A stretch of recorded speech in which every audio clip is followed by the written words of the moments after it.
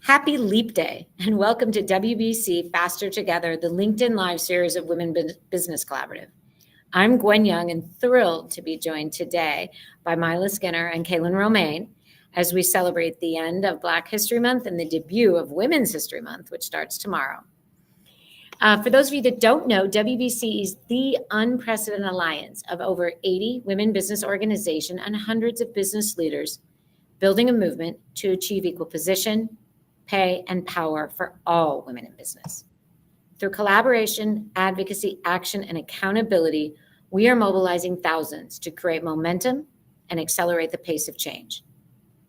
We live our commitment to DEI, and members of our leadership, our staff, board of directors, and our WBC champions include more than 34% people of color.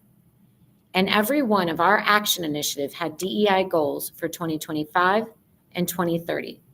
So please check the chat for the 4 action initiatives through which we aim to accelerate change, and join our movement at wbcollaborative.org. So each week in this series, we offer different ways to advocate change and accelerate impact by presenting data, research, and best practices, by lifting up the power of women's voices for change, and by showcasing leaders committed to allyship, inclusivity, and driving purpose across the business landscape. So as we close out Black History Month, it's more important than ever that we advocate change and accelerate impact by presenting data, research, and best practices, by lifting up the power of women's voices for change, and by showcasing leaders committed to allyship, inclusivity, and driving purpose across the business landscape. So as we close out Black History Month, it's more important than ever that we continue to build critical conversations about increasing the number of women of color in leadership at all levels, from the senior-most level to middle management to the workforce. Achieving equity for women of color in leadership roles requires a commitment to breaking down a long-standing systemic barriers, as well as a recognition of how the lived experience of women of color play an important role in building the culture and moving businesses forward.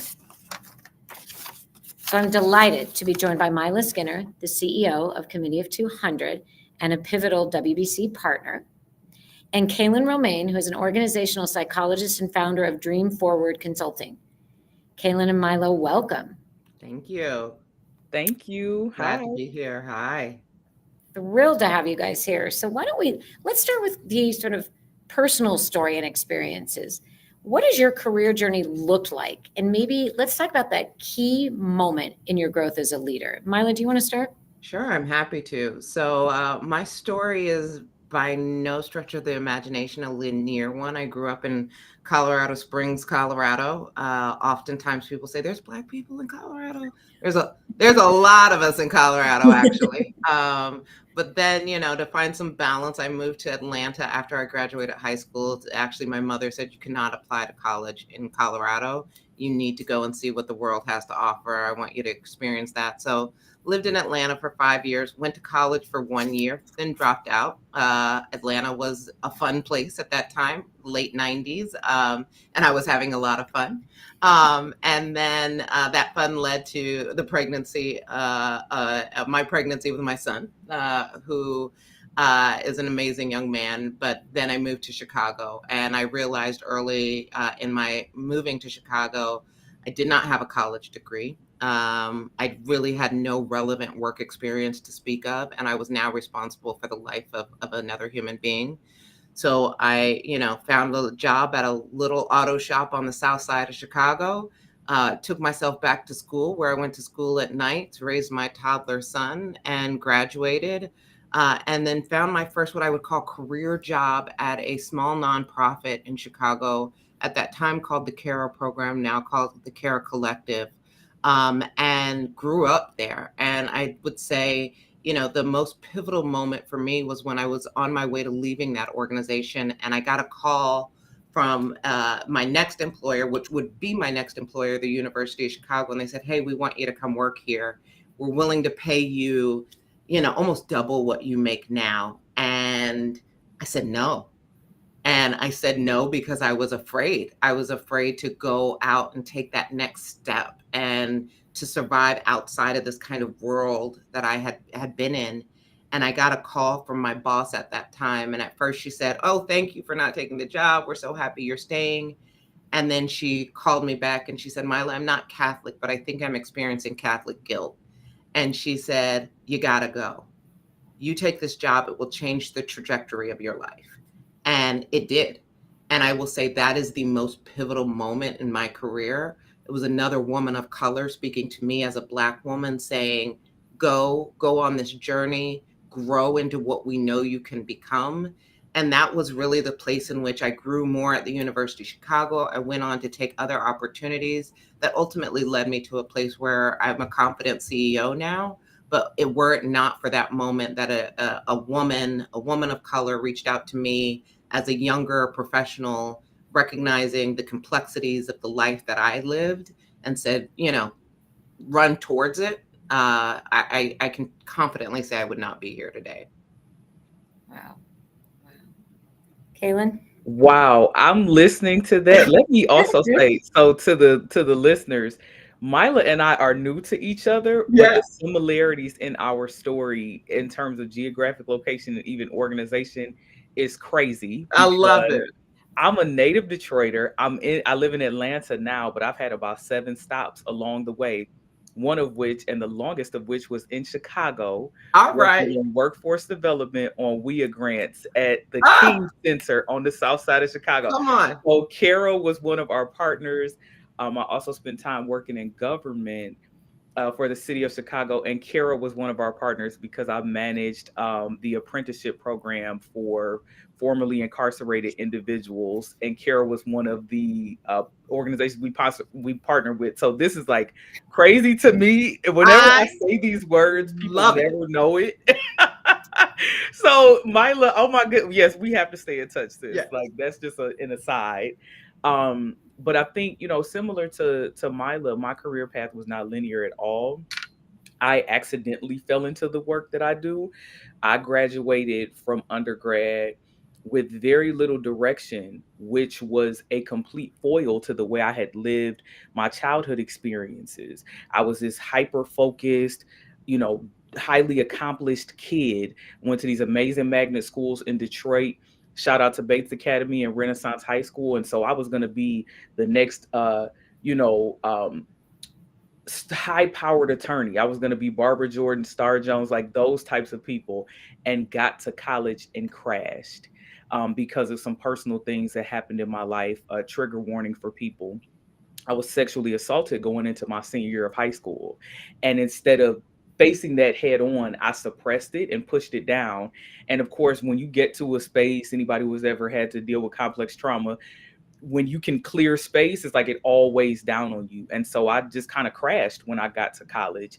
And my response was to jump headfirst into religious, basically like cults. I mean, this was like crazy story. So by the time I graduated from undergrad, I was completely off track. And I was like, I want to go save the world, which meant that I tried everything from being a bank teller to an elementary school teacher to then working in social services.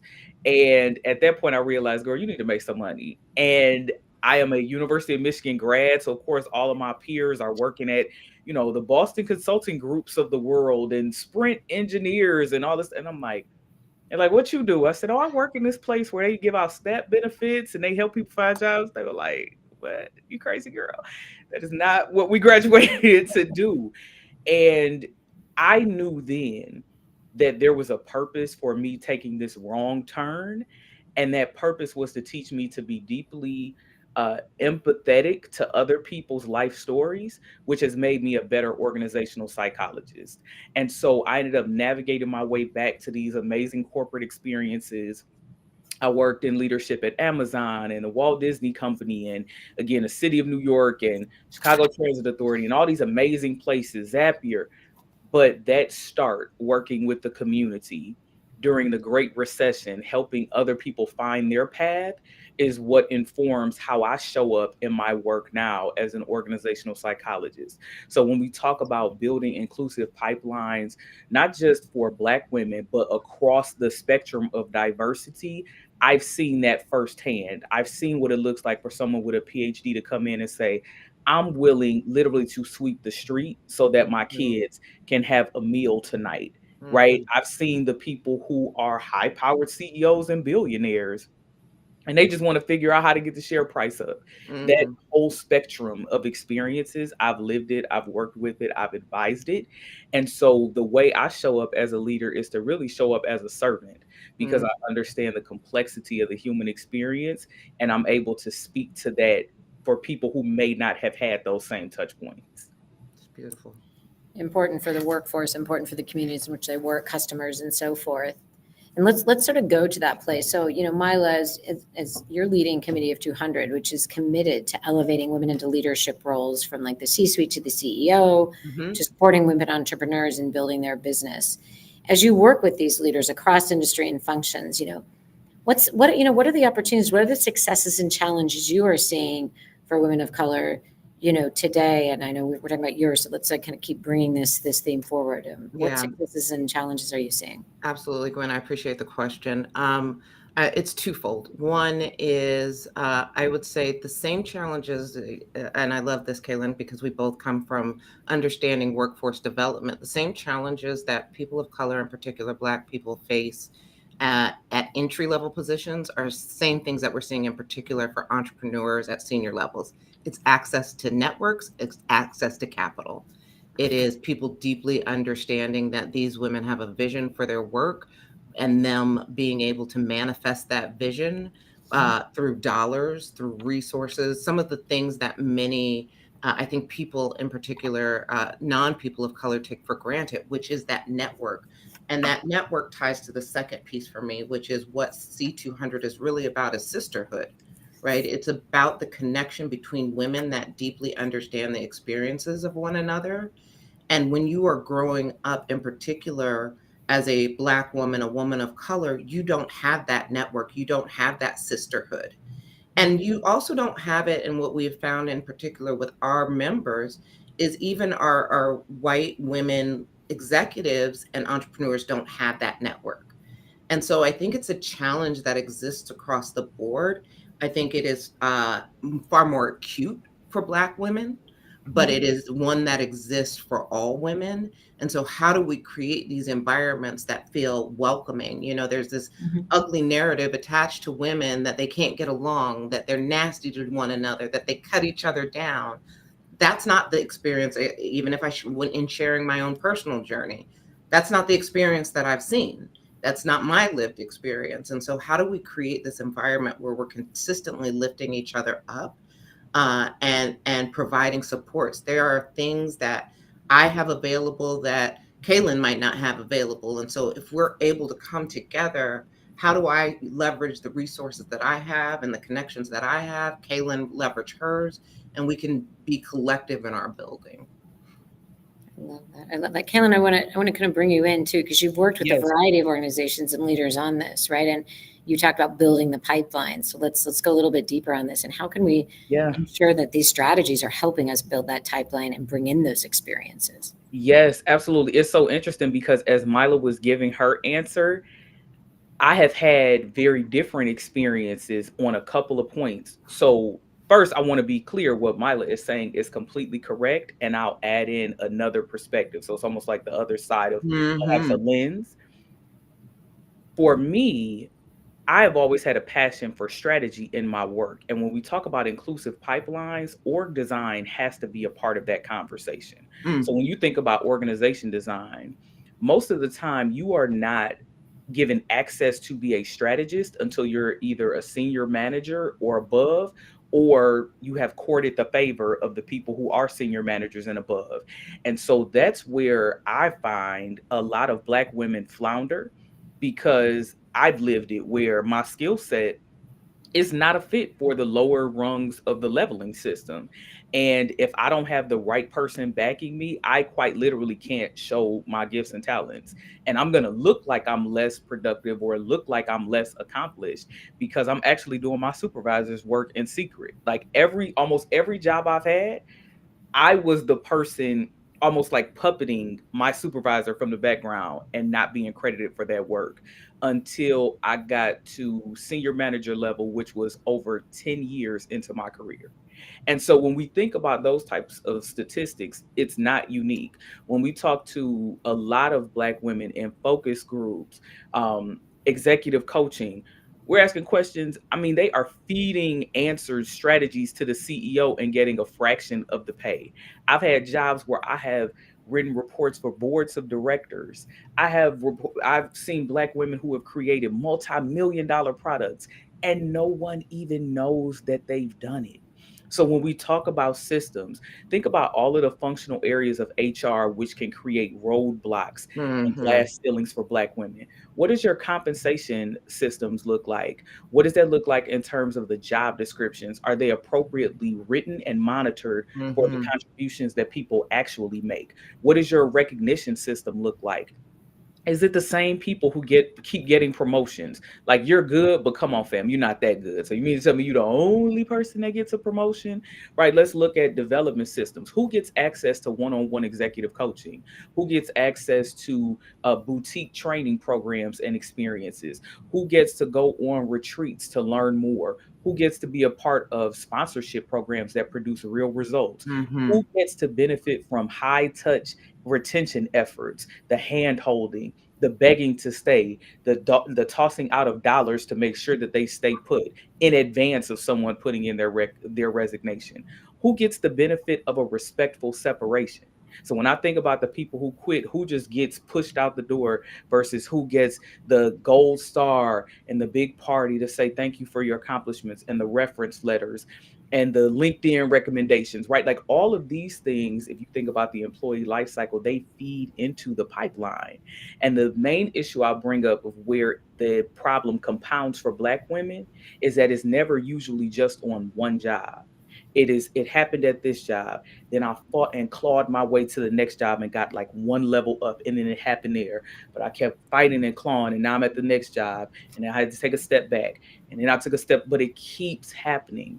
And over time, that compounding of being underserved, underappreciated, underpaid, underrecognized, underpromoted, that leads to what we're seeing now, which is the mass exodus of Black women from corporate America and from jobs now to entrepreneurship, where they face similar challenges. So again, this is a systemic issue around every touch point of what it looks like to be a professional. And this is across all industries too. So that leads kind of perfectly into, my next question. So, Women Business Collaborative, we have, the 80 organizations you've heard, the 300 champions, right? And we're trying to change systems and policies. So in June, we're working and going to release a report on women of color in leadership, Love that. right? And so I'd love to hear from both of you. How can our collaborative, how can this kind of alliance, right? There's the point about, Mila, you brought up about women generally needing to be in networks. And so what can we do to help advance? Because we're really here, Kayla, I'm going to start with you, trying to change these organizations and systems. What's the power? What can this collaborative do? And how can we do this together? Absolutely. What I'll start with, and I have been trying to get someone to sponsor this research, Black women's contributions to the economy are miscalculated and undercounted. So I'll use myself as an example. My company is 8 years old. I have only been a full-time entrepreneur for about a year and a half. Most of the time I've had my company, I have worked a full-time job and been a full-time grad student. I'm finishing my PhD now, but I have completed a whole master's degree, all of the coursework for my PhD while holding down full-time jobs, including leadership and executive roles, and scaled multiple companies at the same time. The contribution that makes to the economy is massive, and I'm not the only one. When you talk about the economic contributions of Black women putting tax dollars back through their W-2 income and putting money into the economy through their 1099s, putting their ideas and intellectual property into the world through doing their job because they have to pay their bills, and through building innovative companies, is completely understated. And I have yet to see any research that appropriately addresses those contributions. I actually want to contribute to this. I'm going to talk to you offline, Gwen, because even the Bureau of Labor Statistics and the Department of Labor, I don't even see them counting it appropriately. And I think that if we don't address the power of the dual worker, we will never appropriately have the right policy interventions and programmatic interventions for Black women. Because I don't know any Black woman who only does one thing. And I mean that sincerely. Every Black woman I have ever met and worked with did at least 2 to 3 things, had like 2 to 3 jobs, went to school and worked, managed a family, was a caretaker for this person, and did this other thing. We were never able to be singular workers. And that phenomenon has to be studied to really understand how to appropriately support Black women. Kaylin, you're a gift, so thank you.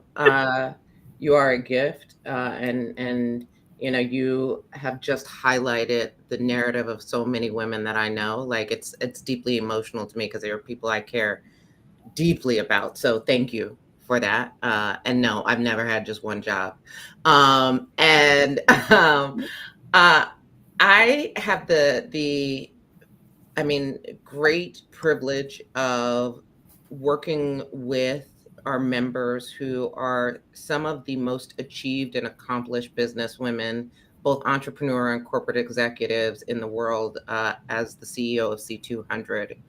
And, and we'll just speak very transparently. I mean, it's not a surprise. The majority of those women are not women of color. And it makes sense, right? Because we know, even just at a visceral level, that the higher you get, the less likely it is that you are a woman. The higher you get, the even more less likely it is that you are a woman of color.